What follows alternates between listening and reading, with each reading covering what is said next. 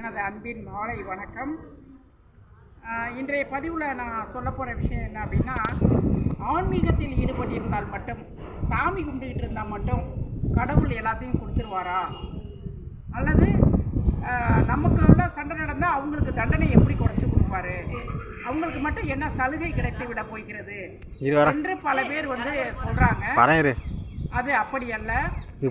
இப்போ நாம் ஒரு நிறுவனத்தில் பணியாற்றுகிறோம், 100 பேர் பணி செய்கிறாங்க அப்படின்னு சொன்னால் 100 பேரில் நிறுவனத்திற்கு உண்மையாக, நிறுவனத்திற்கு விசுவாசியாக, கடினமாக யார் நிறுவனத்தில் பணிபுரிகிறார்களோ அவர்களிடம் மட்டுமே தான் நிறுவனத்தின் மேலிடத்தின் மீது மதிப்பும் அன்பும் இருக்கும்.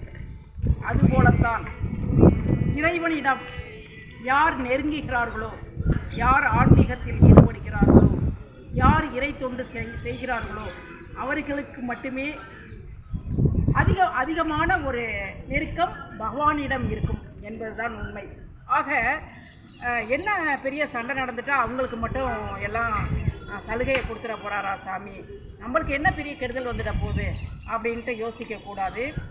ஆன்மீகத்தில் ஈடுபட்டவர்களுக்கு இறைவனிடம் தனிப்பட்ட சலுகை உண்டு என்பதே உண்மை. ஆக அனைவரும் ஆன்மீகத்தில் ஈடுபட்டு பகவானிடம் நெருக்கத்தை ஏற்படுத்தி கொள்ள வேண்டும் என்று அன்போடு கேட்டுக்கொள்கிறேன். இதை பார்க்குறவங்க ஒரு லைக்கு ஷேர் பண்ணணும். தேங்க்யூ.